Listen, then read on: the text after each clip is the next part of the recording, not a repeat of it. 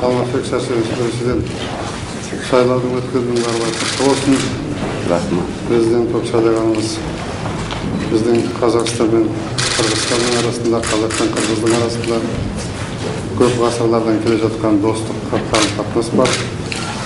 Мен өзім Қырғызстанның шекарасының жанында туған адаммын, жақсы білемін. Сондықтан осы жылдардың ішінде Қырғызстанда тыныштық болса екен, экономика көтерілсе екен, қарым-қатынасымыз жоғары болсын деп біз армандадық.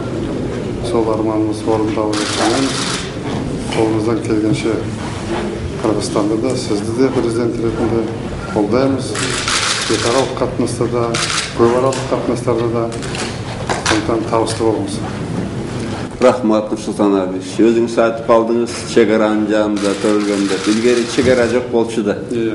Мына қазір шекараның бары жабылып, бергені алып атат.